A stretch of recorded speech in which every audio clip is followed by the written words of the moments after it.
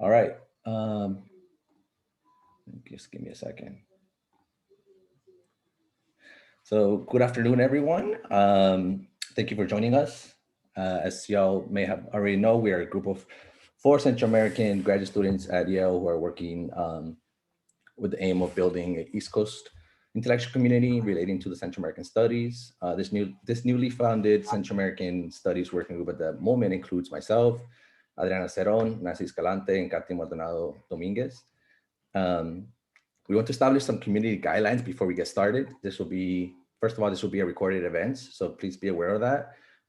We do ask that you turn off your cameras um, or change your name if you're not comfortable with that, with showing up in the recording. I'm going to ask everyone as well to, except for the speakers and the host, to mute their microphones to help eliminate background noise. We will have a live caption. The button to enable should come up. If you cannot find it, please let us know.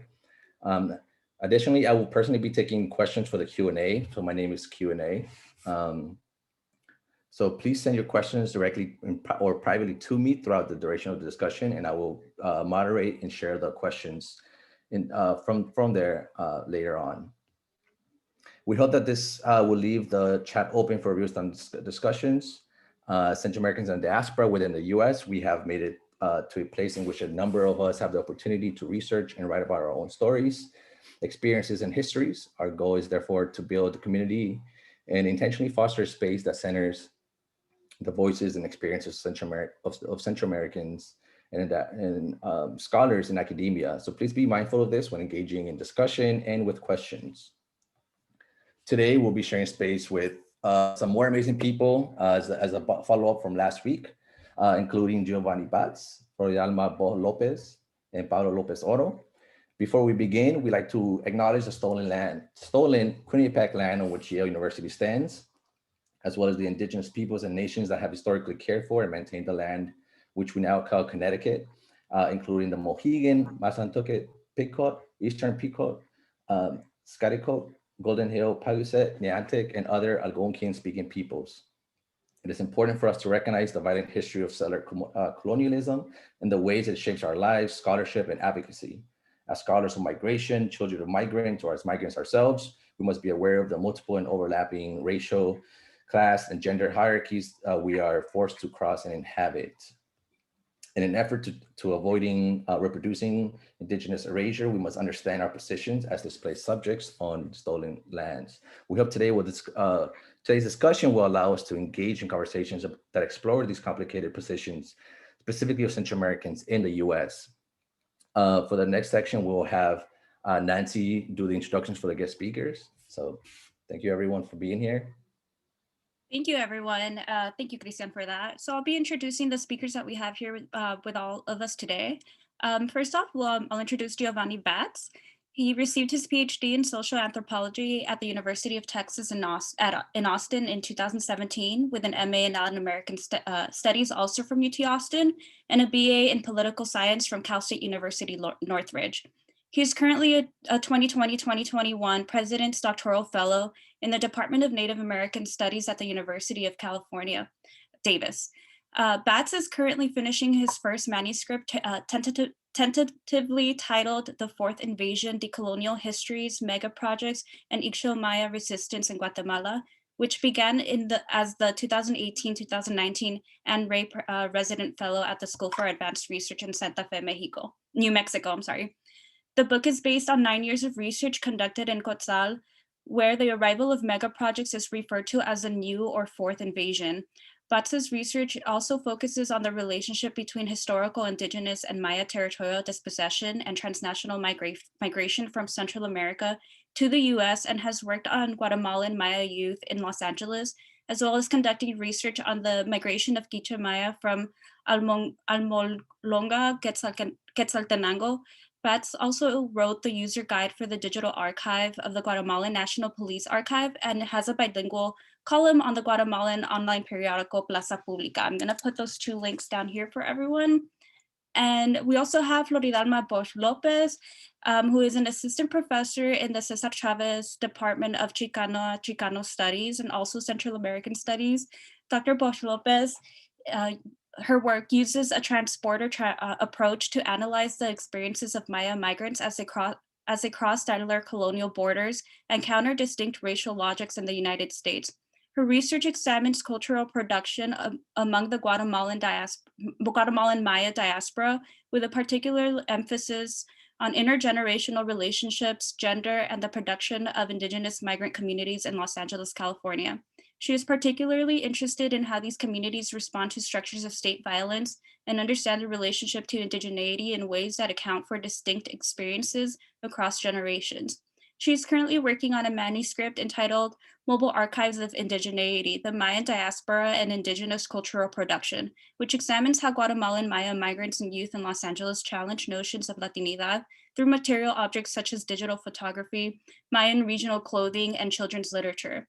Her work has been published in the Latino Studies Journal, the International Journal of Human Rights Education, and in the book of U.S. Central Americans, Restructuring Memories, Struggles, and Communities of Resistance. Also here with us today is Pablo Joseph Lopez Oro, who is an assistant professor of Africana Studies at Smith College. Lopez Oro received his doctorate in African and African Diaspora Studies from the University of Texas at Austin, his master's degree in African American Studies from Northwestern University, and his master's degree in Latin American Studies from the University of New Mexico, and a bachelor's degree in history from St. John's University. His research interests include Black politics in Latin America, the Caribbean, and US Afro-Latinidades, Black Latinx LGBTQ movements and performances, and Black transnationalism. He is working on his first book manuscript, Hemispheric Black Indigeneity, The Queer Politics of Self-Making Garifuna in New York. It is a transdisciplinary study analyzing oral histories, performances, social media, film, literary texts, and visual cultures to unearth the political, intellectual, cultural, and spiritual genealogies of Garifuna women and subaltern geographies of Garifuna LGBTQ+ folks at the forefront of the Garifuna transnational movements in New York. Hemispheric Black Indigeneity offers new ways to approach questions on the multiple ways in which Garifuna New Yorkers of Central American descent queerly negotiate, perform, and contradict and articulate their Black, Indigenous, and Latinx subjectivities. So thank you so much for all three of you for being here with us today. We really appreciate your presence here. I'm gonna pass it along to Kati now. Hi, everyone. Before I start, here are also some GoFundMe campaigns to support. Giovanni, I know you put these up and shared these with us. I don't know if you want to share a few words, and then we'll share them again towards the end so people can copy down the links and share them in the links as well. Sure. Well, first off, thanks to the organizers for this amazing space. I'm sure I'm going to speak to this more later on, but these are two GoFundMe campaigns. One of them is to help out two compañeros who were in detention. One of them was a witness for the genocide trial against Rios Montt. He's a massacre survivor. And unfortunately, due to the persecution as a result of his activism, he was forced to flee about 1.5 years ago, where he was stuck in Ciudad Juarez under the MPP program, the very unjust and violent program. And the other compañero is Gaspar, who was featured in this documentary, 500 Years. He's an anti-mining activist, a good compañero who was also forced to flee due to death threats. So this is a fundraiser to help them out. And I know this is being recorded, so I won't give out too much, but if you're interested in this, follow this GoFundMe campaign. I'll be actualizándolo, updating it shortly. But just please pay attention to obviously what's going on. Biden is obviously not a solution to a lot of these things. The second one is to help out communities in the issue in Cotzal who were impacted by ETA y IOTA. So all these funds go directly to a media collective known as Tiche Gil Cusal, which I'll probably speak on when I'm talking to, but just if you have, $5 goes a long way for any of these campaigns, and just share it with friends who, want to directly support these folks. So thank you so much for giving me the opportunity to talk about that briefly. Thank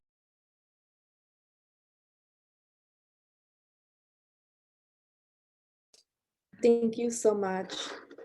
And now we'll go ahead and start off with a few questions relating to your educational trajectory and to your journey in the field of Central American studies. So I'll be asking two interrelated questions. So to start off, Can you share with us how you were introduced to or became involved with the field of Central American studies? And secondly, what was your educational trajectory in the absence of institutionalized disciplines, fields or departments that specifically focused on Central Americans? And if we could start off in order with Professor Batts, Bosch Lopez, and Lopez Oro. Thank you. That's the thing about ABC order. I tend to go first sometimes. So, buenas compañeras, compañeros, Chahlencika, Shekai, Kumol. Hey everyone, thanks again for, well, first off, for inviting me. I'm extremely humbled and honored to share the space and be one of the invited speakers, especially alongside folks like Pablo and Flori, who I've known in the past, and I truly respect their work. So I'm really humbled to be part of this panel with them. And also to the students. I mean, I think this is this is things that I used to dream about, to organize things like this. So to see this in fruition, to see all this is really amazing. And I just really wanted to recognize, I think a lot of us recognize the hard work and energy and time that it takes to organize something like this. And just by the amount of participants here, I mean, I congratulate y'all on obviously organizing this. And I think it's very inspiring to me. So thank you again for that opportunity, and the people who are participating, especially within this very weird normal that we're living in. It's not normal. So I appreciate y'all taking the time. I know y'all have loved ones. Maybe some of y'all are caregivers, so thank you for that. In regards to the first question, a little bit about myself and my positionality. I was born and raised in LA, come from a working class background. My mom cleans houses. She still cleans houses, right? My dad used to do upholstery. Grew up in LA. And when I think about how I got to the point where I'm at right now, it's a long journey. And, I was born in 1985, so this is during the 80s. And there's this particular generation where we grew up where a lot of people didn't know what Central America was, right? So the US tends to have this very convenient amnesia of Central America, right? It's extremely important in terms of global affairs, especially within US imperialism, but people tend to forget on purpose, right? It's very convenient. But growing up in LA, I always think about these seeds of memories that really led me to my research today, because my research is extremely personal. So for instance, growing up in LA, if you were from the 80s, you might have been growing up and people would ask you, where are you from? I was like, my parents are from Guatemala. Oh, what part of Mexico is that from? And you're like, no. Like, no, it's it's the country under it, right? My name, Giovanni, it's the Italian, right? So we figured Christopher Columbus stole our land. We could at least steal one of their names, I guess. I don't know what my parents were thinking. And Batts, right? Like Batts, what the hell is a Batts, right? A lot of people think it's German or Jewish. And I was like, where does that name come from, right? And job interviews were extremely awkward because when I would apply, I would get, invitations to go interview, and people thought that they were expecting this tall white guy. Cummins, this guy who, they're like, oh, señor Aquino, and I'm just like, okay, like, screw you guys. And the third memory is mi abuelita, which I always carry a picture of her. But she, I went to Guatemala for the first time in 1992, 500 years since the invasion, right? It's continuing invasion, where I saw mi abuelita in traje for the first time, right? And I just thought that's what old ladies wore in Guatemala, and in the US they wore normal clothing, right? But I had these seeds of memories that would later germinate into questions when I was an undergraduate at Cal State Northridge, that I would then answer and then harvest within my research as an MA student at UT Austin. So it was these personal questions that I had, and I couldn't find within the academic literature. I was not being represented within the field of any field within Central American studies. At that point in time, there weren't Mayan people born in the US, for instance, writing about our stories. So the literature was extremely limited. So I found it important to really tell our stories. And it was at Cal State Northridge where Alicia Estrada really helped me think about grad school. So again, I come from a working class background. Maybe some of y'all are first gen too, had to fill out those FAFSA things. She was very helpful in terms of helping me think about grad school. She's like, you could apply for something known as a master's. And I was like, what the hell is that? And she was like, well, you keep going to school. I was like, all right, so I guess I don't have to keep working. So she put me in contact with Arturo Arias, who got me this fellowship to go to UT Austin. Then they told me I could do something called a PhD. And I was like, okay, so I don't have to keep working, I guess. And then I went directly to the PhD program, and here I am. But it was through these personal questions that I was able to answer through my research. So Batts is actually an ancestral Quichua day name. It's actually spelled as a glyph. BATZ is the butchered way to spelling it, right? This is a Roman alphabet. The Spanish erase those have attempted to erase those memories. My abuelita wore traje, she's Quichemaya, I'm Quichemaya. Mexico, if you're not from Mexico, where are you from? Why did your parents come here, right? So I think in terms of like how I got into Central American studies, I mean, it's my life, right? And why was I not aware of this? Why didn't I have, I would ask myself, why don't I have a typical Latino name like Lopez or Gutierrez or Gonzalez? And it's, again, that erasure of indigenous peoples, of Afro descendants. Again, I think last week people were talking about how Central America is this mestizo nationalistic concept. And that question of like crisis, you know, for me, Central America is the crisis, right? It's this colonial product that was produced to kill us in more ways than one, right? If spiritually, emotionally, physically. So I think that's how I got involved within Central American studies, in order to kind of provide this very critical lens of Central America, right? And I could speak more about this later on, but in terms of how my educational trajectory led me into like Central American studies, you know, I fell in with the wrong crowd and I got my degree in social anthropology, right? So I'm a recovering anthropologist at this point in time, and I'm ashamed to say it. And when I was in Guatemala, this Mayan leader was like, ¿Por qué siguen estudiando ese miércoles? He used another word, not using miércoles, but you get the picture, right? He was like, why do you, like, this is a very violent colonial discipline. Since then, I've have fled that field. No disrespect to any practicing anthropologists right now. I still continue being an ethnographer. But Central American studies, again, when we look at the examples of Cal State Northridge, UCLA, and others, I mean, it's a very important field of study that's being developed. I hope that my contributions, and I could speak to this more just to not take up more time, I hope that we develop a Central American studies programs that is anti-colonial, anti-racist, radical, right? You know, I think the goal of Central American studies is to eventually eliminate Central America, and I could kind of speak more to that. So I'll leave it at that, and let the other Flori or Pablo answer next. Thank you.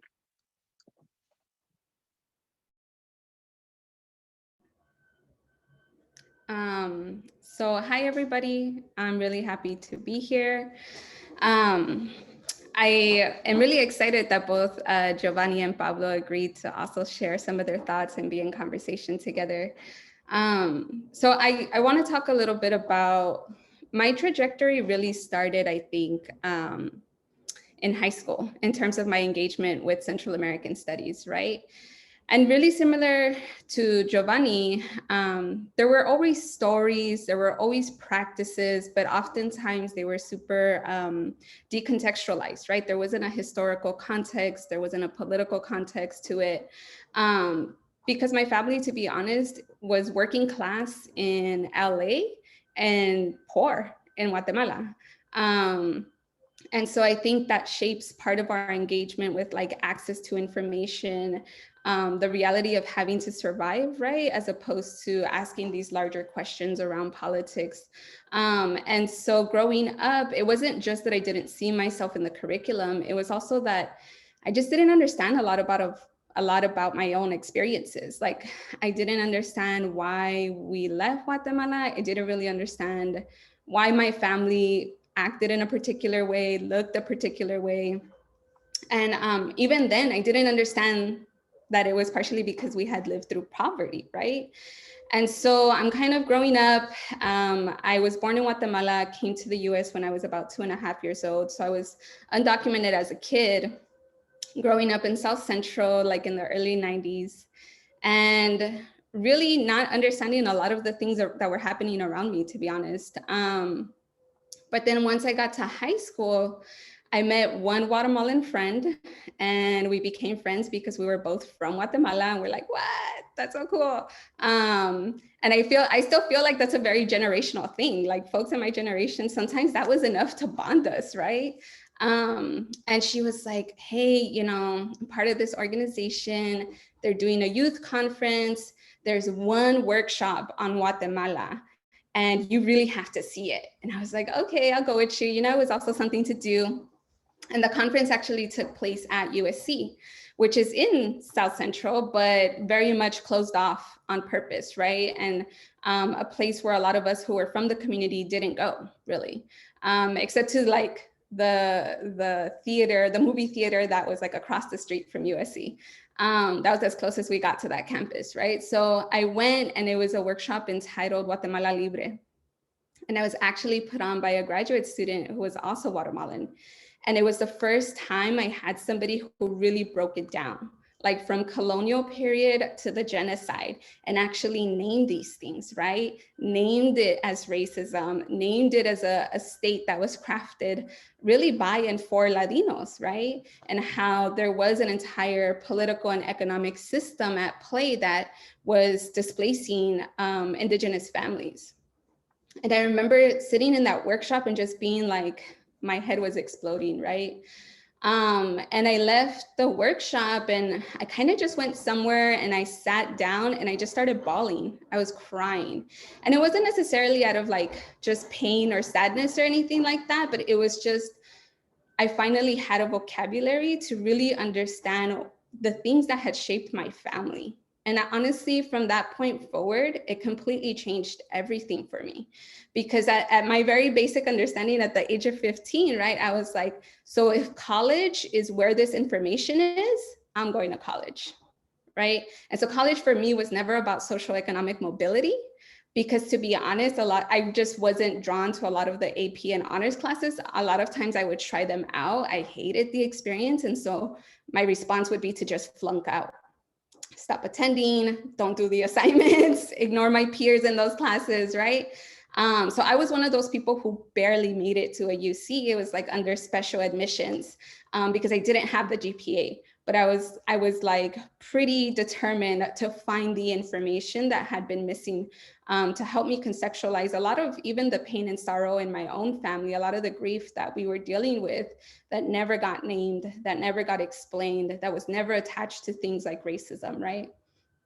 And so once I got to college, I went to UC Santa Cruz. And it was pretty cool because they had the Latin American and Latino studies major, right? And so for sure, I knew that that's what I wanted to do. And of course, remained really active in student organizations, mobilizing for workers' rights, mobilizing against, at that point, I think we were still under like a Bush administration. So that presented a whole set of issues, right? And really, there were only 2 classes about Central America, and both of them were taught by white faculty. And I think for me, it was, interesting to have these perspectives from people who had been committed as long-term allies, right? Part of the Central American sanctuary movement, all of that, and still want more. Because I was kind of like, I understand what they're telling me, and I think it's a critical history, but I want more, right? I want, when we talk about Central America, for race and gender and poverty and class and all these things to be forceful and at the forefront. And so when I didn't get that necessarily, I ended up like creating my own major. They have like a kind of like an independent major. You pull whatever classes you want together and they approve it and you get to major in whatever you want. So I actually ended up creating like an ethnic studies major. And it was in that major that I was able to take classes with like Angela Davis, with Amy Lonetree, who's a really critical Indigenous scholar around museums and archives. And those really left a huge impact on me. And again, being from a working class background, really similar, I'm sure, to a lot of folks, like had no idea what grad school was. But I knew I had to come back to LA because I didn't, like I always say, Santa Cruz was the only time I left LA. And I vowed to never leave again, like I love the city that I'm from, right? The city that raised me. I have a lot of like respect and appreciation for these neighborhoods here. And so I was like, okay, I know I have to go back to LA. So grad school became a little bit of a safety net, right? Like I got into one master's program, which was CSUN, Cal State Northridge Chicano Studies. And I had proposed the Central American project and they accepted me, right? They were like, look, we're not Central American studies, but there's no graduate degree in Central American studies at that time. And so they're like, we're gonna admit you to our program, but you really need to work with faculty in that department. And so for me, I was like, yeah, for sure, right? And so I also actually got mentored by Alicia Estrada over at CSUN. And you know, a lot of what drove, I think, my desire to do research at the end of the day was really having a lot of respect for people's stories, right? I was both like living the reality of being like an Indigenous kid in the diaspora and realizing that for folks maybe who are active in community, it's one particular narrative, but for me as somebody who like, our family, the only other family we knew that were like us were actually Giovanni's family. Because we come from a lot of the same places in Guatemala and in LA, so our families have known each other for a few generations. And so I was kind of like, I want to hear what other perspectives there are, right? What are the other experiences of people like me? And what I realized is that in doing that, I was able to just perceive their stories a little bit differently, right? There are things that I lived through first that later on, when I heard them in other people's stories, I was just able to listen to it differently. And I even talk about that in relation to like this concept of mobile archives of indigeneity.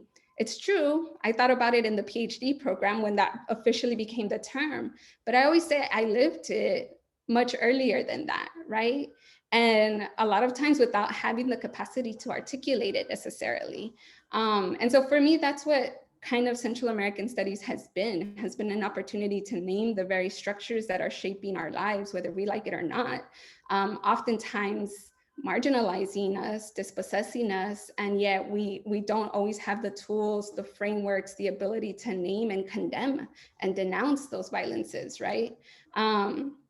And I think for me, at a certain point doing Central American studies and not having the institutional support, right? Not having a working group like y'all have developed, not having other folks who were doing Central American studies, I just started to build spaces outside of it, right? I understood that, okay, if this isn't gonna be part of like what the institution of like USC, because that's where I did my PhD, if they're not going to be the place where I learn about Central America or Central American studies, what are other spaces and opportunities to do that, right?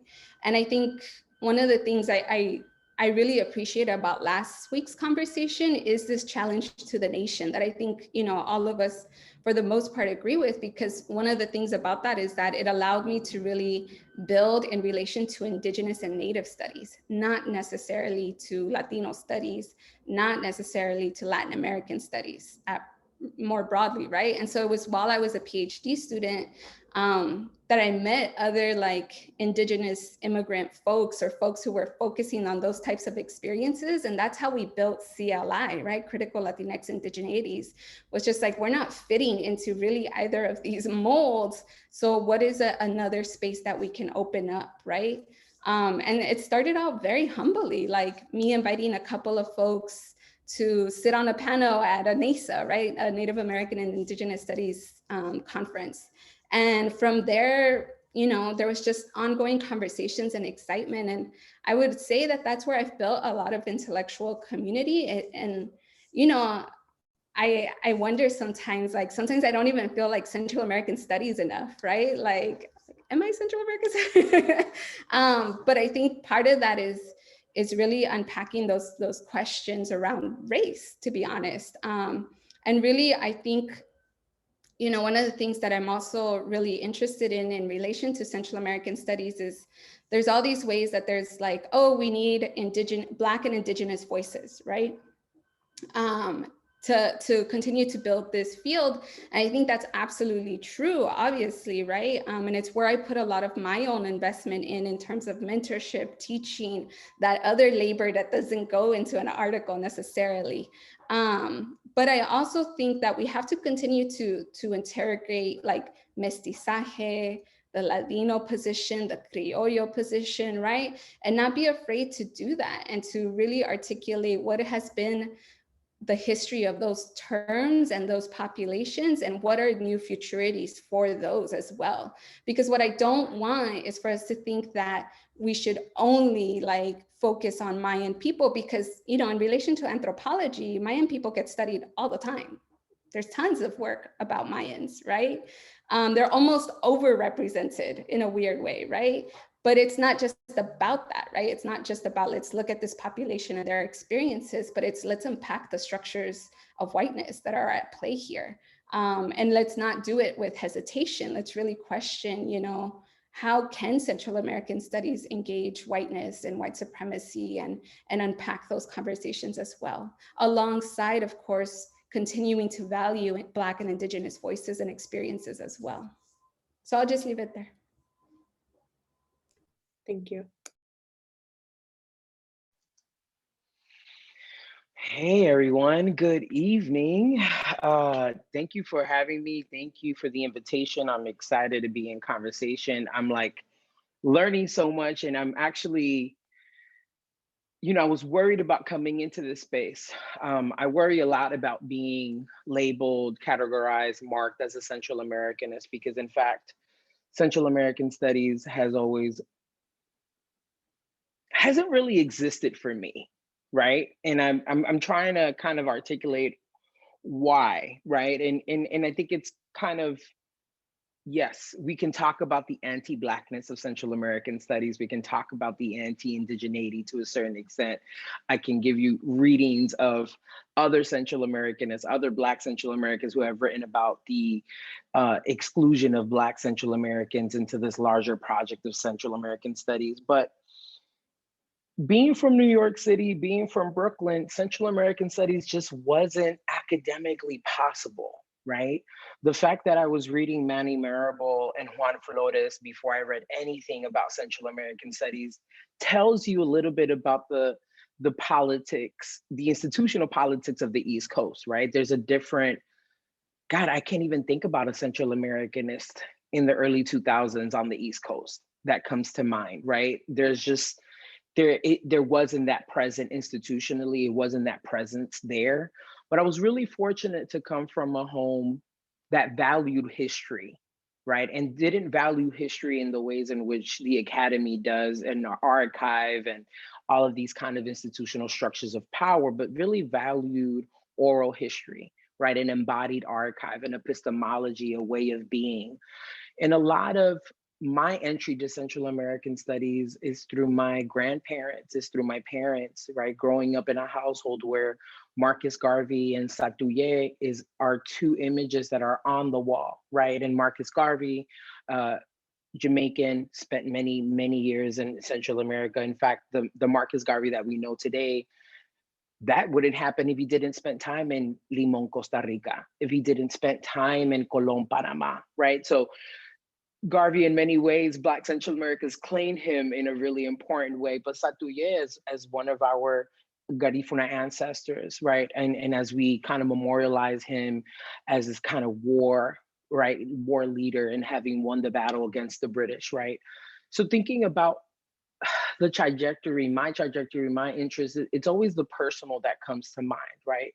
And thinking even about like when I was a Ronald E. McNair scholar, I was working with a Mexicanist historian, a phenomenal scholar that does work on gender and drug trafficking and student movements in Mexico, but there was never a fit, right? I was always kind of like, I want to go back to Central America and I wanted to dig more for Central America. So this is where Latin American studies became a possibility, right? Where Latin American studies was like, okay, maybe.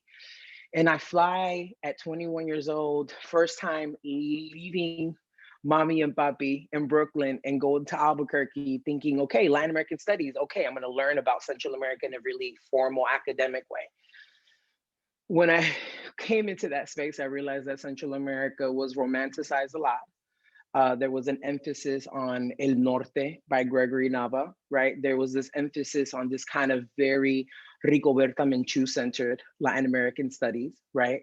Love me some Rigoberta Menchú, no shade, right? But it was really hard to be in a space where people were like, well, why should we care about Garifuna New Yorkers? I was like, what do you mean? They tell us the whole history of Central America. Like, are you kidding me? How do we not care about a community that has been here for over generations and generations and literally enters into the belly of the beast through US imperialism on the Caribbean coast of Honduras? and that was something that Latin Americanists just wasn't interested in, right? And we can talk about the geographical politics, the resistance of hemispheric analysis, right? What does it mean to do work in the diaspora, right? What does it mean to be labeled as a Central Americanist, yet none of my ethnographic chapters have anything to do physically in Central America, right? What does it mean to extend Central America's Caribbean coast to Chicago, to New York City, to Houston, to Los Angeles, to San Francisco, to different spaces? So my trajectory, I mean, I think about it a lot, and I think a lot about how I ultimately ended up at UT Austin. And this is where Gio and I crossed paths in April 2012 when I was being recruited by Dr. Juliet Hooker, Dr. Edmund T. Gordon, Charlie Hale. There was just literally a cluster of scholars, right, at UT Austin that were doing the work in Central America. I can't think of any other institution that had such a massive group of folks getting together to talk about Central America. I mean, I got to be a TA for a program in Bluefields, Nicaragua, in the hometown of my dissertation advisor, Dr. Hooker, right? Like, where else is that experience gonna happen? It wasn't gonna happen at NYU, right? So I think for me, I've had to like travel a lot outside of New York, and just like Flori, like my heart and my everything is in Brooklyn, right? And I think for me, always having to, because even this moment where Giovanni's even sharing with us about this like moment about like, where is Guatemala, right? Well, my Honduranness was never present, right? My Hondurans wasn't even possible, right? There was always this, well, what part of DR is that, right? Stop playing, you gotta be Dominican, right? You look too Dominican, like literally, and I know what that project is, right? I know that what that racialization of, you don't look Honduran, you have to be Dominican. Oh, but you sound Boricua. Well, yeah, I was born and raised in Bushwick, right? The Puerto Rican center of Brooklyn. So it's like, yeah, of course my Spanish is gonna sound really New Yorican. In fact, the Honduran accent is really tough, and is actually, that one's a lot more performative for me because I have to like stay focused on like, okay, maybe let me get that voice right? And it's just like making sure I'm making the catracho sounds. And I think, you know, thinking about trajectory, thinking about geography, there's an interesting conversation of even thinking about Suyapa and Maritas, right? There's this interesting, I don't know if it's a dichotomy or if it's a binary, but there's something about the West Coast, East Coast kind of thing, and not trying to bring up Tupac and Biggie, right? But it's like, there's this kind of, you know, West Coast, East Coast thing. And I think there's something really different about the East Coast and Central Americanness, right? And I think there's particularly something quite different around Black Central Americanness that's happening on the East Coast, along the lines also with language and identity, right? You know, it's not a coincidence that I ended up in a PhD program in Black Studies, right? It was very much marked by my political and intellectual commitments, but it was also about the geography of Brooklyn, right? Of having exposure to Audre Lorde, to James Baldwin, to Angela Davis, to Manny Marable, like having that literary exposure, having, you know, the exposure of thinking through what would it mean to think about Black Central Americans within a framing of Audre Lorde's The Use of the Erotic, right? What would it mean to really talk about difference in a way that troubled the nation state, right? That troubled nationalism, right? But in a way that really disrupts nationalism with the hopes of dismantling it, right? Because there's something about Blackness and nationalism that just never got along, right? That just never worked out. And we can talk about how particularly Indigenous Blackness, right, kind of really troubles both at the same time, right? So to even think about the work of Tiffany Labat King, who's talking about the edgelessness of slavery and genocide, right? Well, Garifuna folks model that for us, right? They model that for us transnationally. They model for us in Central America's Caribbean coast, but so do Creole folks, right? Creole folks in Bluefields, Nicaragua, on the Atlantic coast of Nicaragua, in Belize, right? Thinking of the work of Nicole Ramsey, thinking of the work of Daisy Guzman Nunez, who's doing fabulous work on Guatemalan Garifuna New Yorkers, right? So thinking about what exactly is Blackness and indigeneity doing, and what is the discursive work that it's doing, and what what is it about it that still feels like an add-on to Central American studies, right? Rather than a disruption that kind of gets away from these nationalistic projects, right? Because when I think about Central American studies, I think a lot about Caribbean studies, right? And this is where a lot of my thinking is shaped by even the works of Lorgia Garcia Peña, Dixa Ramirez, and Jackie Alexander, thinking about Central America as a navel of the Americas that's not separate from the Caribbean, that's not divorced from the Caribbean, and that's certainly not divorced from the Black Pacific, right? What would it mean to really interrogate El Salvador, right, as a Black Pacific space, right? And what would it mean to not simply have, I have issues with the term Afrodescendiente, and we can definitely talk about that, but I also think there's something incredibly important about the term negro, negra, right? Moreno, morena. I think there's something incredibly important, and I think we should always listen to what Black folks are using and saying. Afrodescendiente is not a term, and I want to talk about this a lot later, but I think the kind of political life of the term Afrodescendiente is really different in Central America. But definitely don't want to take up too much. I definitely want to just finish off by saying that even though the absence of Central America in general, right, and kind of even in my undergraduate master's in Latin American studies, and certainly the absence of Central America in African American studies, the work feels a lot more heavy when you're also having to bring yourself into this space where the invisibility, there's such a labor of making the invisible visible, that it's taxing, right? There are times of tokenism, and I'd love to talk about what that means and how does that feel sometimes, right? To be literally the only, right, Black Hondureño of Garifuna descent in the space, right? And sometimes feeling like I cannot speak for all Garifuna people. I cannot speak for all Black Central Americans, right? And yes, we're not new, right? And we're not Dominican or Cuban or Puerto Rican, right? So disrupting where do we locate Afro Latinidad, right? And that certainly is something that I'm interested in having a much deeper conversation about, because I think there's something about Central Americans that even till this day feels a lot like that moment where you see America Ferrera and Ugly Betty, and you're like, is this what representation of Central Americans in pop culture is? And then you're like, no, we got to do better. We got to do better. So there. Thank you so much for the three of you and for your thought-provoking comments. Now I'm gonna pass the mic to Kati, who's gonna ask the second set of questions. Thank you. Thank you so much for, like Gio was saying, putting these personal seeds of memory in articulation with such important themes that we had in the last panel. And this question is kind of also relating to that, and we've already touched on it. But for folks who weren't able to be there for our last panel, we had Maritza Cárdenas and Suyapa Portillo also do a similar thing where they talked about their experiences and the trajectory of Central American studies. And towards the end of that talk, we had asked them to trace out some future directions for the field, which we've been talking about already. And among many of the things that they talked about, they highlighted the ways in which Central Americanness constantly being linked to mestizaje enables the erasure of Blackness and indigeneity that we've been talking about and we've been hearing in this conversation. And Maritza even quoted saying, quote, Blackness is everywhere in Central America, but Blackness is always constantly disavowed, end quote.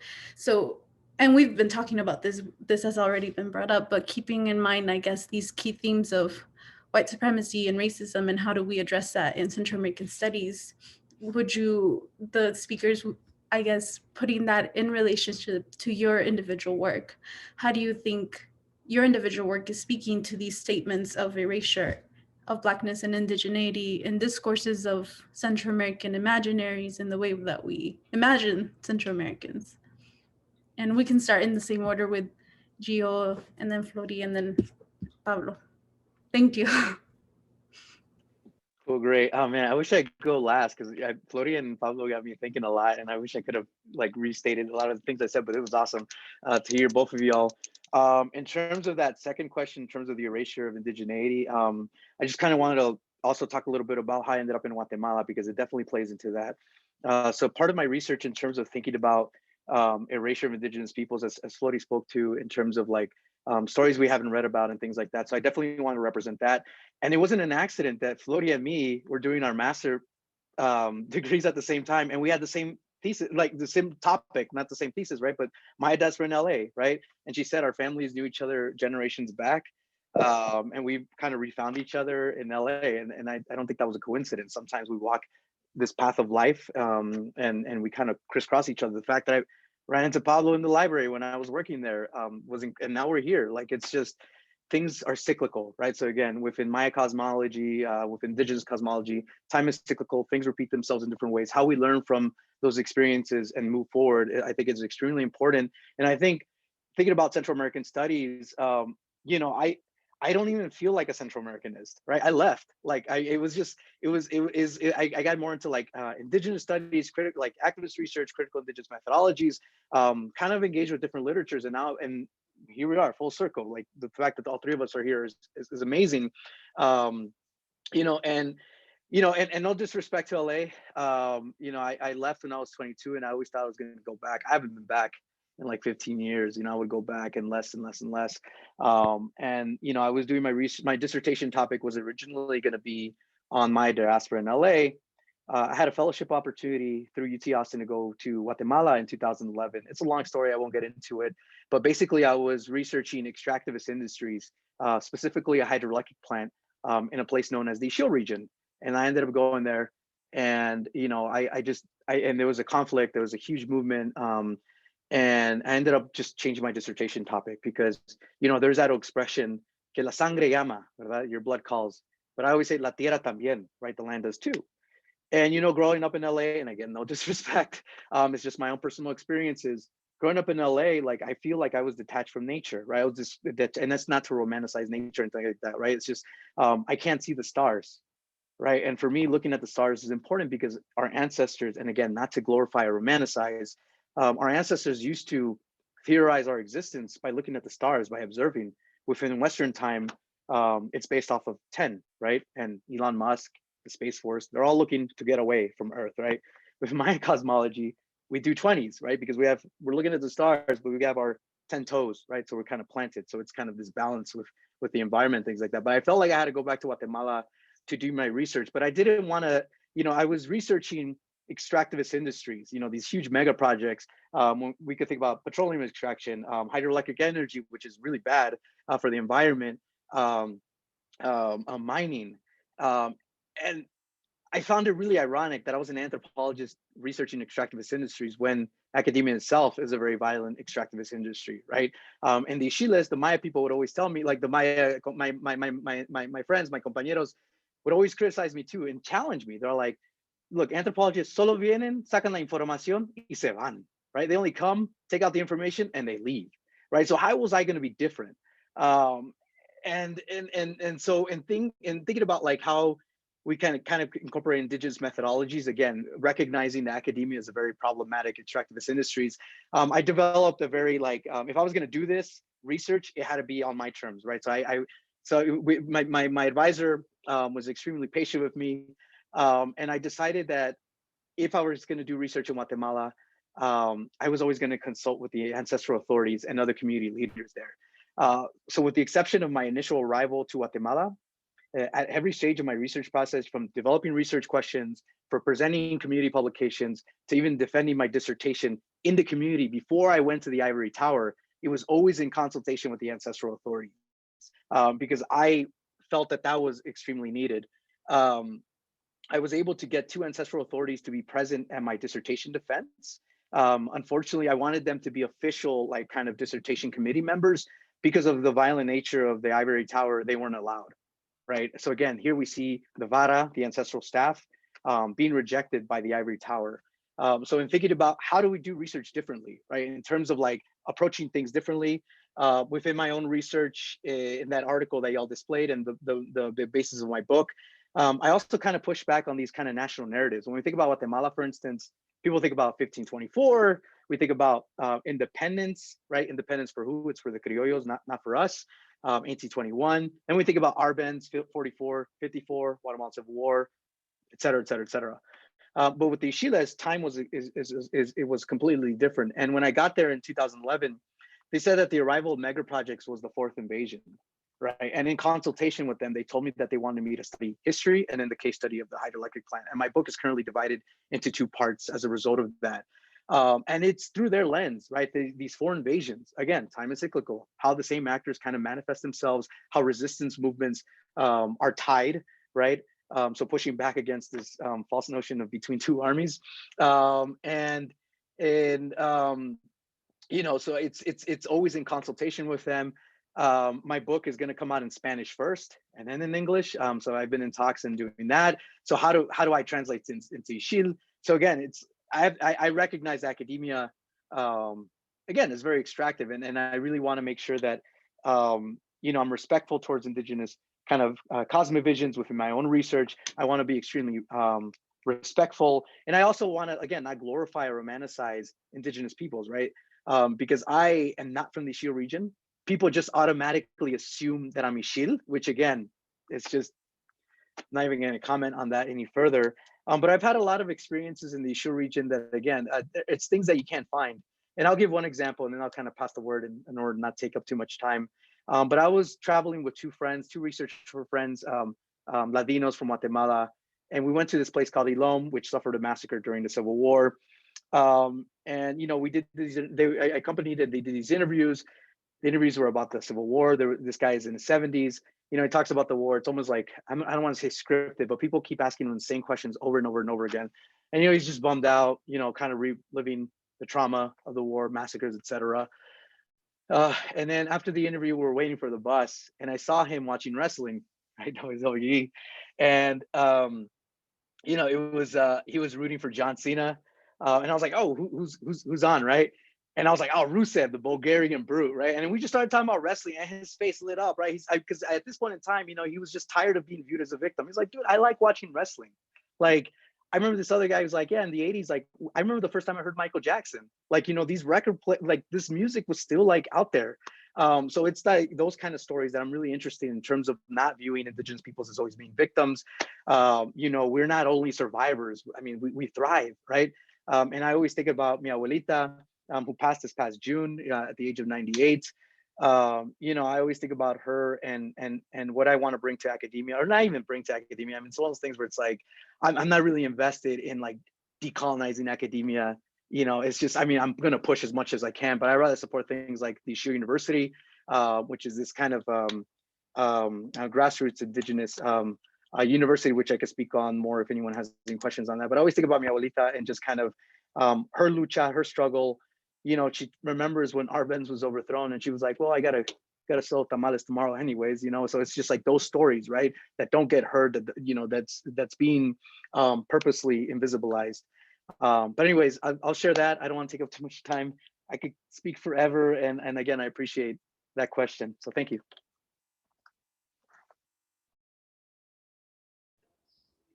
Yeah, I think for me,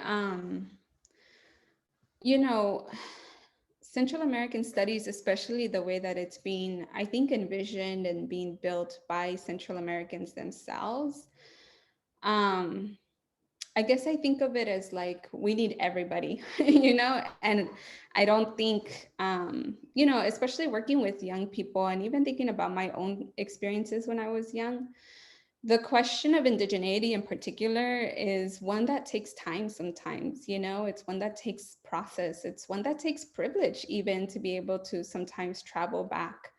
Like I said, my family was working class. I was undocumented most of my childhood. So even going back to Guatemala to reconnect with my relatives there, it didn't happen until I could afford my own plane ticket and, you know, have the documentation I needed to be able to actually travel back. And so I think when I think about Central American studies, I really do want us to just continue interrogating and asking critical questions and not shying away from them, you know, because I think For me, I always see these moments where like, you know, when I'm seeing things online or reading new work on Central America, for me, it's an opportunity to learn. I never consider myself such an expert that there's nothing new for me to learn. And so I do look at Pablo's work. I do look at Daisy Guzman's future work and like Nicole Ramsey. I've assigned her blogs, you know, and for me, it's about being open to learning about an experience that maybe you didn't anchor yourself in, right? And to question why that was, right? And to then provide a different opportunity for students that you're currently teaching, for the work you're currently engaging, right? So that we're not reproducing those same logics in our field as we seek to build it, right? And so, and I think for me, it's also been a process, especially joining the faculty at UCLA, like, I really had to grapple with like, am I Central American studies enough, right? Because I'm engaging with somebody like Lacey Abrego, who, you know, taught Central Americans in the US over 10 years ago for the first time, right? So I'm kind of like, yeah, so, and really embracing both the moments in which I didn't feel like I was a part of that field, and questioning why, right? And thinking about, you know, what are some of the logics of dispossession even happening as our field was being built, right? But also, again, you know, kind of refusing to allow myself to not be included, right?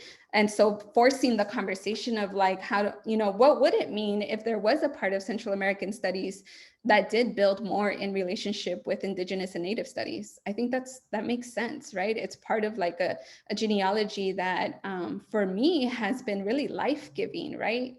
And has really pushed me to move away from some of the conversations that Giovanni is highlighting around victimization, around violence, like an overemphasis on looking at just the ways that we're violated, right? Without a real serious engagement with the ways that we continue to live, right? That we continue to pass things on despite all of the challenges. And I think for me, that's the commitment I continue to uphold in Central American studies, and always wanting to stay engaged in critical conversations, right? Always being open to learning from folks too. And I think for my own work, you know, one of the things that has really propelled me is moving against that victimization narrative, right? Like, because it's so painful. And it's painful to learn, it's painful to write about. And I know that's not just the case for me. It's the case for a lot of folks who come from lineages where we've experienced state violence so directly. It's been such a part of our like sense of self, right? And so when that's what we dive into, I know for me, like, there was a point when I was when I was writing my thesis and doing research for my thesis, where I was having nightmares about the testimonies I was reading about the genocide and the war in Guatemala. And I was like, okay, this is obviously, you know, not something that maybe I'm ready to write about or read or just kind of surround and immerse myself in. So what are the other possibilities, right? And so for me, the possibilities were also about looking at survival, but also the ways that Mayan people themselves will create the spaces that they need, whether other people validate or legitimize them or not, right? And so a lot of the ways that I've even conceptualized like the archive, right? It's not an archive where these papers are going to be donated to a university or the Smithsonian. Maybe one day they will, but they're not right now, right? Because there hasn't been an investment in that. I almost feel like there's more investment in the historical documents of like people who were in solidarity but not actually Mayan themselves than there is in Mayan stories, right? And so regardless of that though, regardless of that erasure under Latinidad as a result of migration, people maintain their stories, right? And so that's what I've been really focused on, is how do we maintain our stories? And within those stories is embedded a really forceful critique of settler colonialism, of displacement, of dispossession, and to some extent of Latinidad, right? And so that's part of how I think my own work wants to also like encourage and continue to help build. And that's also not to say that we shouldn't look at violence, right? Like if that's the like calling that you have as a Central American, like more power to you, because I think that's what I mean by saying like, I don't want us to say, no, we don't need to do that anymore, right? Because there's still a lot of questions around violence and around at least in Guatemala, the genocide and the war, as well as the violence during migration, that need to be unpacked, stories that need to be told, that need to be looked at, that we can continue to draw strength from, right? And so I think that's important. I also think that it's important to continue to do work around youth responses too. Like that process of coming to terms with your history is so powerful. And even now, there's just not enough opportunities for young people to do that, right? And so if we understand that the academy is an ivory tower that's more exclusive than it is inclusive, what are the other spaces and opportunities that young people have or create themselves to engage this history? And so that's some of the kind of driving factors of my work, I think.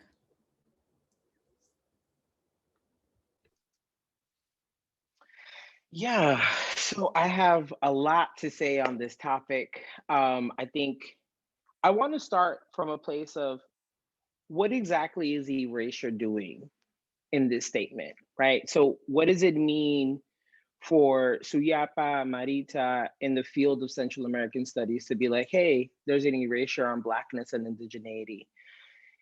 And I'm always bothered by the word erasure because it feels so final. It feels like there's just Black and Indigenous people just never existed. And now we're just realizing that they're there, right? I've heard a term, call it a lot, void, right? What's the void in the literature? I think that void is intentional, right? I think anti-indigeneity and anti-Blackness is intentional. It is a pillar of nation state, right? And I think when folks are building a field, nationalism is at the forefront, right? We can talk about the demographics of Central Americans in the US, right? We can talk about the mestizo-centricness of Central American studies. But that erasure is intentional because Black people and Indigenous people continue to exist in Central America, right? There wasn't kind of this finality with Black and Indigenous people, right? And I think one of the things that my work tries to do is to build on the work actually of silencing the past of Michelle Trujillo, who really helps us to think about why is the unthinkable silenced, right? Why is it unthinkable to think about Black people in Tegucigalpa, right? What are the racialized geographies of Blackness in Honduras where we think, well, Black people are just on the beach, right? That's exactly where Black people exist, and that's only where they exist, right? There are no Black people in Managua, right? That these Black people are in Pearl Lagoon and Bluefields, right? So there's a politics of racialized geographies there, right? There's a certain kind of institutionalized erasure, right, of Black and Indigenous histories that isn't necessarily, and I think sometimes I think erasure is really generous, right? In the sense of like, I think people try to like, yeah, it got erased, but there's some actual intentional work behind that, right? And there's some actual work that is embedded in the fact that till this day, people don't deeply understand how Central America's Caribbean coast and US imperialism, right? I think we talk about the banana companies and we talk about the United Fruit Company plantations, and it's kind of this moment. But plantation life, like Catherine McKittrick teaches us, there's an afterlife to that. If you go from San Pedro Sula to Tela, right? Tela Fruit Company, there are plantations of banana. Like banana plantations are in the soil, in the land. And Black and Indigenous people have to live in that land, right? And continue to relive, right? That brutality, the brutality of the United Fruit Company. So I think sometimes when I think about erasure and I think about void, what is that work really doing? What does it mean to have more of an inclusive Central American studies, right? Is it okay for me to be in my world in Black studies and always still be in conversation? Absolutely. My groundings in Black studies, I will always rep Central American studies, right? And I would always critique Central American studies, right? Particularly when I think about how sometimes, you know, one thing I was thinking about this conversation and I've been having so many thoughts in my head, but it's like, how did I get to the work? I got to the work through a white anthropologist woman. I was an undergrad reading Sarah England's work. And I was like, Sarah, you got it wrong.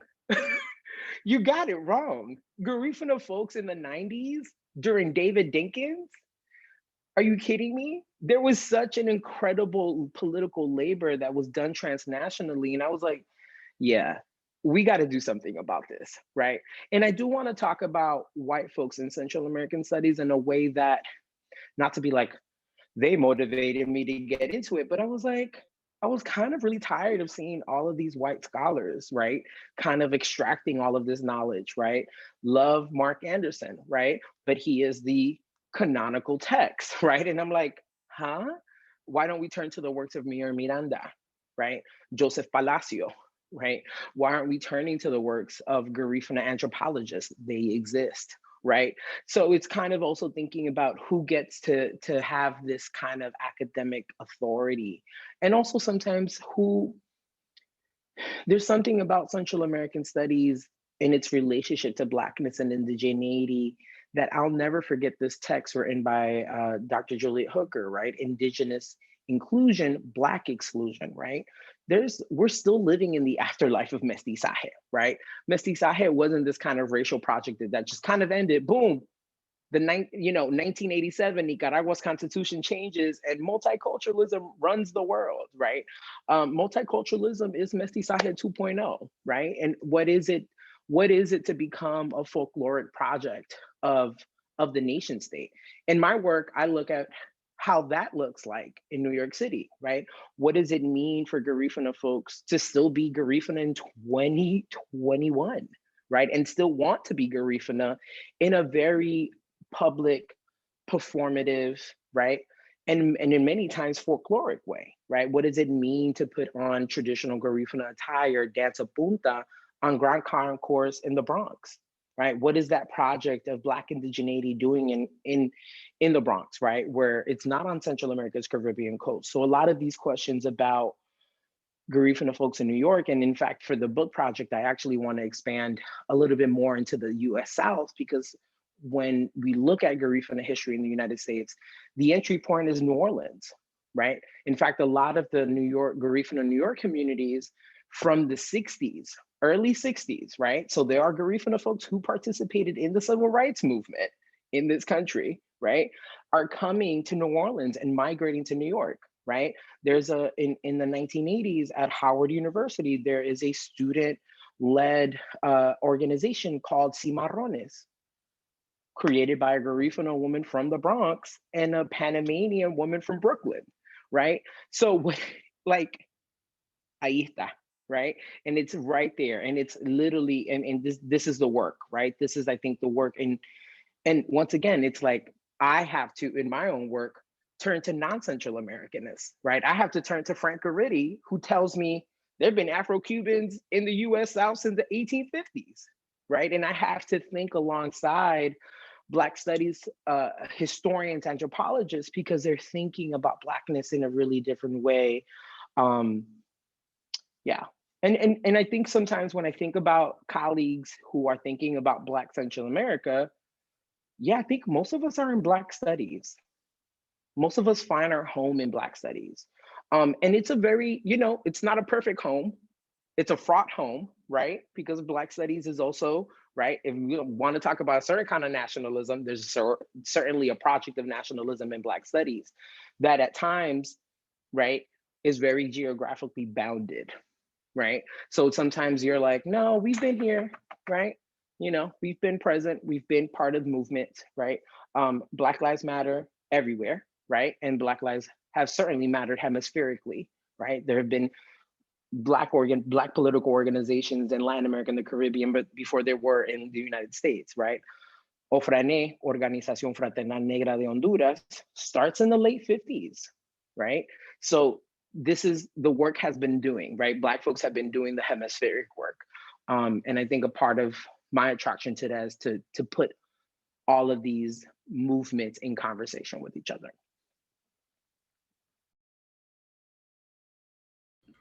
Thank you so much for these talks and these words and sharing the space with us. I think we still have like 20 minutes left, so I'll pass it on to Christian for the Q&A section of this panel.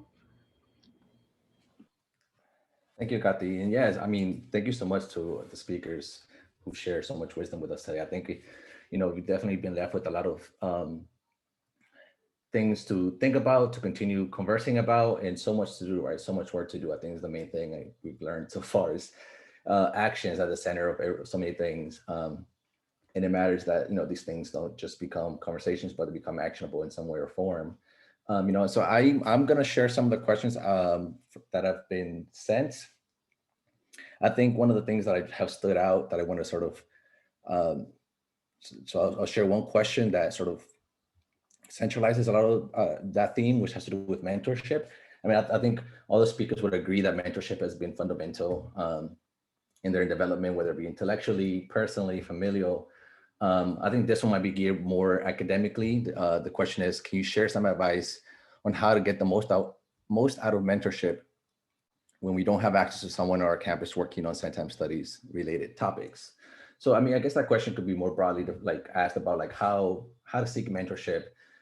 Perhaps not necessarily that's geared for students looking for Central American studies, but want to do a certain topic, right, that it's not represented either in their college or just general institution. Like, how do you, I think all of you mentioned how you basically managed in different disciplines with different areas of support. So I guess what would be your advice for students who are seeking that kind of support, who are maybe, getting into this position where they kind of have to decide, or they might be deciding whether to pursue higher education, specifically academia. You can also, I guess, advise against that, but yeah, so that's the question that's that I think we can go off.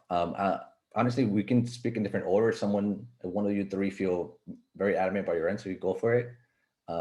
So we have, roughly 20 minutes left, so we can ask more questions if, it's up shorter. I could just go first if that's cool.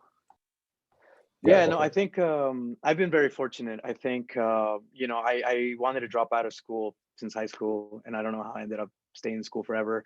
But if it wasn't for mentors and people who cared about me, I wouldn't be here. People who who were extremely patient with me and wanting to do something different. So I think one of the things is sometimes people look at the big names, and it's no disrespect to people who have success, but sometimes you don't need the big names. You need folks who care about you and your project and you as a person and as a human being. Academia, again, is an extremely stressful place, and you need somebody to just kind of be honest with you, be very humane with you. And actually, I accredit a lot of my, where I am right now with a couple of folks. I mean, Alicia Estrada was, again, the first Guatemalteca I ever met, very patient with me, went through 10 drafts of my grad school application. So it's always about returning the favor. So right now, y'all are creating this space, and feel free to reach out to me, at least. If you have any questions, let me know. This is my 5th year on the job market. I've been moving around a lot. I could tell you, I mean, sometimes you want to talk to people who've made it right off the bat, but if you want to talk about the hardships, come talk to me. I've been moving around. I'm tired. You know what I mean? I could talk about Luis Urieta, who was just here. Extremely amazing compañero. You know, I mean, he told me, dude, stop thinking of this, start thinking with this. I mean, and he really kind of taught me that. Marta Menchaca at UT Austin too. She talks about white supremacy, how it impacted her as a woman of color, and just kind of sharing her story. So I think finding mentorship is also just finding people who care about you, reaching out to folks, building community. And I think this is one of the spaces where, I offer, feel free to reach out to me, because Alicia always told me, today me, tomorrow you, and today's that day where I want to return the favor. So feel free to reach out to me, and I'll give you honest answers about academia. Don't do it. I went from preschool all the way to PhD. Please take a break. I wish I would have taken a break. But yeah, that's my answer.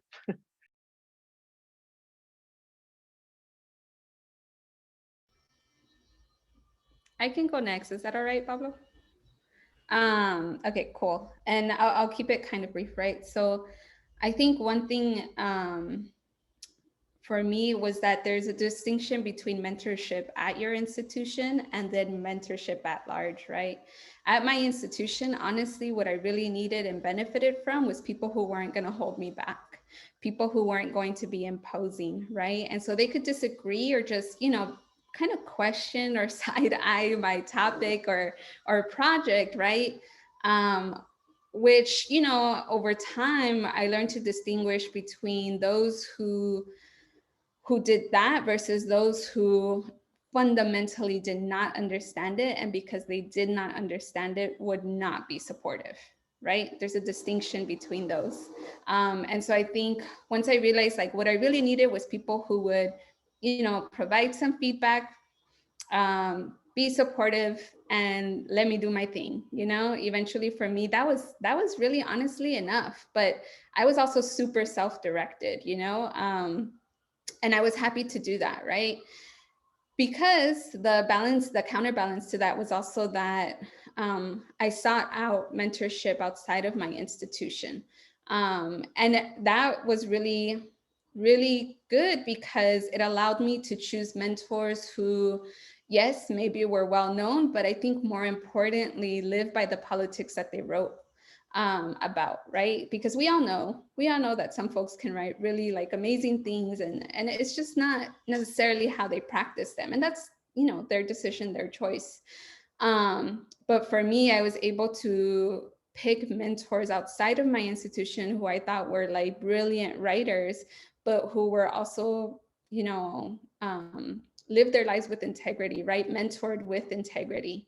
And that was a game changer for me, because they were the ones who, to pretty much from, I met both of them. I would say it's Meili Blackwell and Sandy Grande. Both of them I met, you know, as I was finishing the master's. So that's over 10 years ago. And they continue to mentor me to this day, right? And so they were both mentoring, you know, provided mentorship in terms of like intellectual engagement with my ideas, affirmation and support, but also give me like that career advice, right? And even when I like, I would say like I rebelled against their advice, they were just like, okay, you have your reasons for doing that, you know, and go forward. And when I changed my mind again, they were like, okay. And I think that's important, right? And for me, at least, you know, I use all of those experiences, the good and the bad, to really inform my own mentorship style, right? And so I know for me, I've decided like, I want to get Central American students through the pipeline with as little damage as possible, right? There's no reason why our career and our profession should be so filled with so much heartache, right? And I think that's just such a capitalist logic, and such a logic of racial capitalism and dispossession and all these things. And I don't think it's necessary. So yes, I may push your work, but I will always contextualize. I will always like, you know, ask what are the bigger questions here? How can you maneuver? Because that's what was done for me. And it was primarily done, to be honest, by Indigenous women.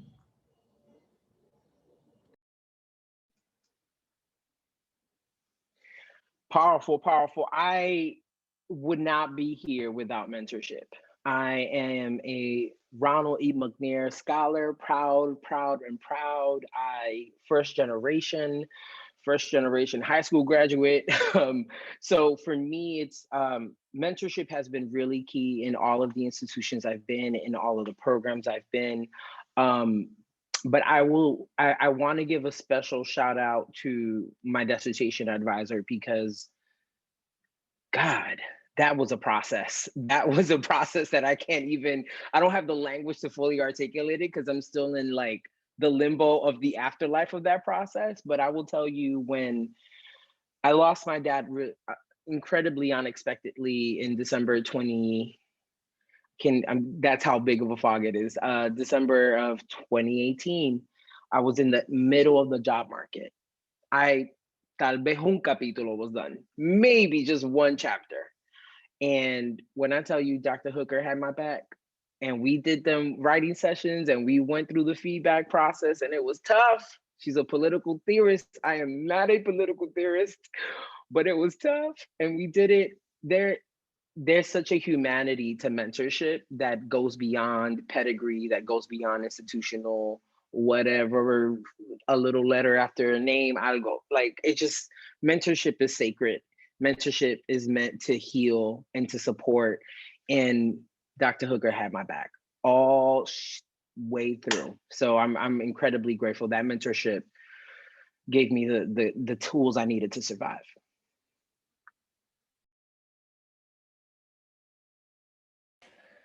Yeah, thank you for those answers. I mean, we are running short of time. We have 5 minutes left, but I think we have enough for another question, another round of questions. I appreciate those answers. I think, they're very insightful in letting us know, I mean, as students who are finding themselves in different, areas of their study, starting with college and maybe in some sort of postgraduate degree, I think these are very helpful advice. I mean, so as someone who's in, as a student as well, I think that, that's holds very true.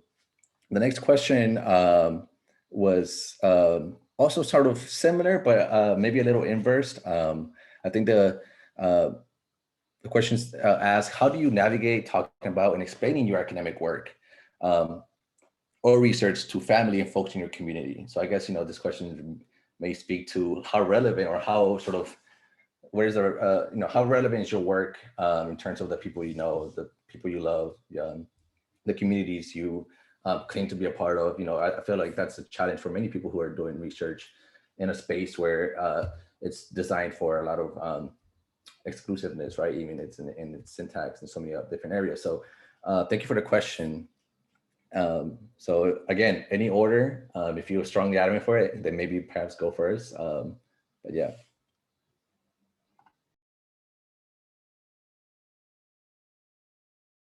If not, I can pick one if there's some uncertainty. Maybe you don't want to answer it. I don't know.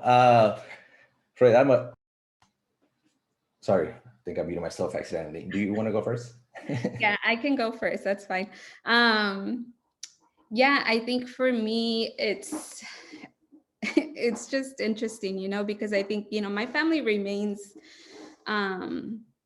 at least my tia's generation. So I actually wasn't raised by my parents. I was raised by my extended family, my aunt in particular, who also, is a domestic worker, and my tias, so that generation of my family remains kind of in these areas of labor that are very much marginalized to this day. But when I tell y'all that the work that I did was also, I think, an opportunity to have different conversations with my elders. And it wasn't about, let me define settler colonialism for you, tia. It was more a conversation of like, oh, I finally understand the story you told me about racism in Guatemala, because I would hear a story like that and I was like, but who's racist to like my abuelita? Aren't all abuelitas like that, right? Because again, I didn't have that distinction of like, there's an entire Latino society that for generations and for centuries has really looked down on indigenous people and made that very, very direct, right? And so once I was able to have these other types of conversations with my aunts, I think they also, they've said in the past, or my tia has said in the past, like, once you went to college and you learned all those things and you came back and we kept having discussions, like she said, it was the first time I was proud to be indigenous. It was the first time like I understood myself as an indigenous person. And I was like, what? Because that's a lot, right? Like if we went in with that intention, that would be a lot to carry. And it wasn't my intention, right? But it was just always like, I always wanted to continue having conversations because learning my history was so healing for me. It empowered me. It made me believe that I could create change, right? That if we could collectively understand these structures and systems, then of course we could topple them. Without a doubt, right? And so I think, for me, it's remained an ongoing conversation. It's not perfect by any means. There are a lot of things I disagree on. And there's always the ways in which sometimes your engagement with academia makes you to some extent like, oh, you're the college kid, right? The one who went away to college and thinks they know everything. There were definitely those experiences, but honestly, those were more with like siblings and cousins, like my generation, than with my elders. And so I think in that sense, I've been really, really fortunate that they've always been open to, maybe they don't understand everything that they came to my dissertation defense, right? So I had a room full of community members and family. And, my tia stood up and, before any of the faculty asked questions or made comments, she was the one that stood up and, publicly was like, just engaging with the work. And I guess that didn't really hit me until much later.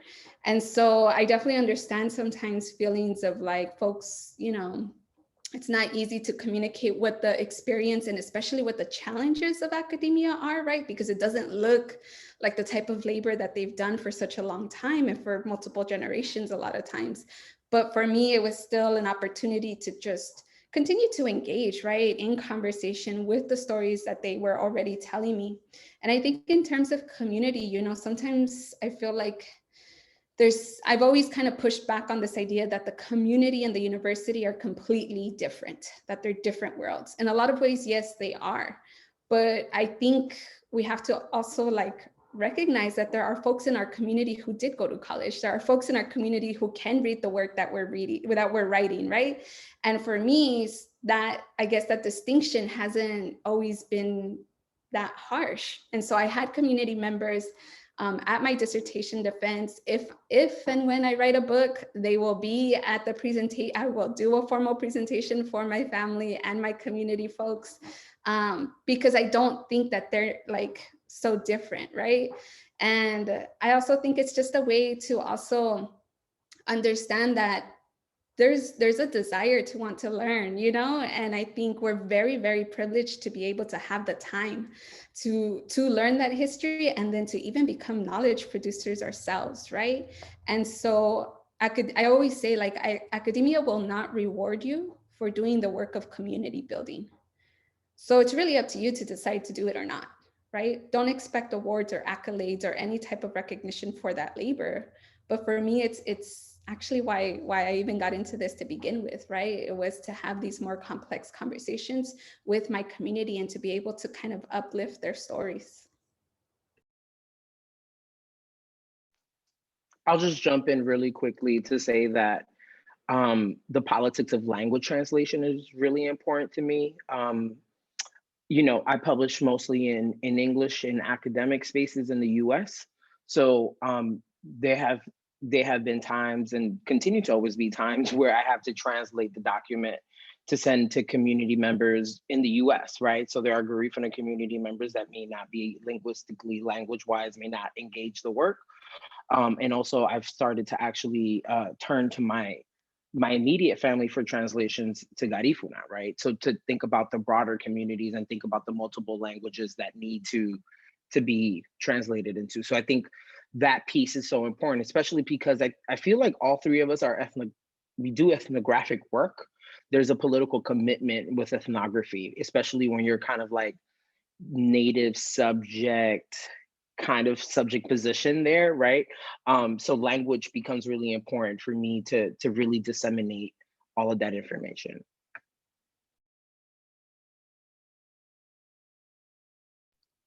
Yeah. Yeah, so for me, similar to Flori, when I started doing research on the Maya diaspora in terms of like asking, you know, about myself, you know, it raised a lot of questions in my family, right? We had to deal with issues of internalized racism, self-hate sometimes. And, you know, here in the US, anyone from Latin America, Aviala, is Latino, right? And that's, you know, that's done on purpose. Latinidad, as we know, is an extremely violent project. Recently, and it tries to co-opt, right? Recently, I read this article that said, Mayan Latinx. Please don't use that term. It's just very problematic, right? But anyways, within my own family, it was just really strange because people then, I'm like, you know, Wikiche, right? And they're like, it was like kind of a thing that people didn't recognize. It was always kind of there. And I remember one of my uncles who passed a couple of years ago. He married my blood aunt. He started speaking to me in Quiche, you know, and it was really, you know, it was great. He was like really proud of it. He would always try to teach me in Quiche. Before he passed, you know, he took me to his community in Guatemala. You know, I saw where he grew up, and it was incredible, right? And it was through this research that led me to have these really amazing experiences with my family. Going back to Guatemala, people are like, why are you going back? We left for a reason, right? So having these kind of difficult conversations with your family through your research is important.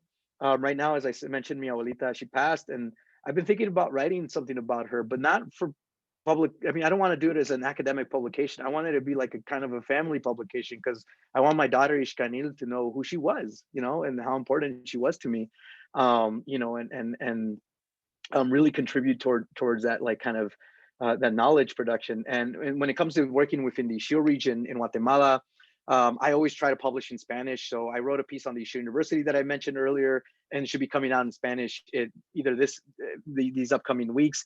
So I try to publish in both languages. I decided to publish in Spanish first, and that and part of my research process is that the Yale leaders, the ancestral authorities that I work with and work with, they're going to read this, right? And lo van a avalar. They have to read it because I'm not going to write something that I can't say in Quetzal, right? And that's very important to me. Publishing in Spanish is important. I hope I could publish it in Ishil one day. Writing column pieces, doing other types of writing, having podcasts, like anything that we could share the knowledge, right? That's extremely important for me. So that's it's been really rewarding. And when I look at my CV, sometimes I look at my publications like, I know I've written more than this, but I focus a lot on community publications sometimes, and then I just kind of forget to submit articles, and which I should have been doing that a couple of years ago. But anyways, that's a little bit about my experience. So thank you again.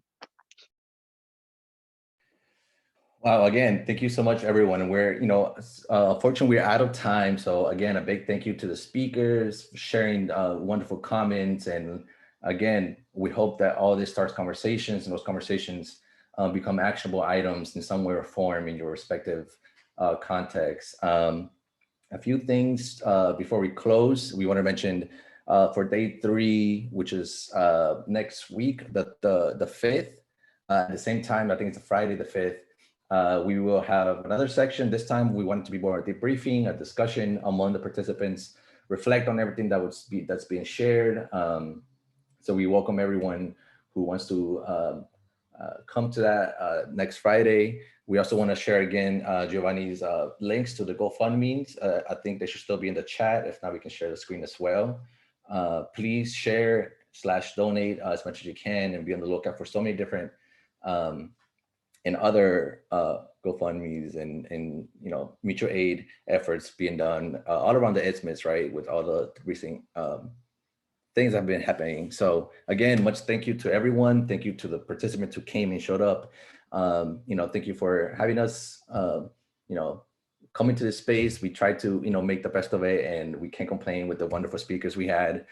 We hope to, repeat this in some way or form in the future. So thank you so much, everyone. Thank you all. Thank you, everyone. I appreciate you all having this wonderful conversation with us.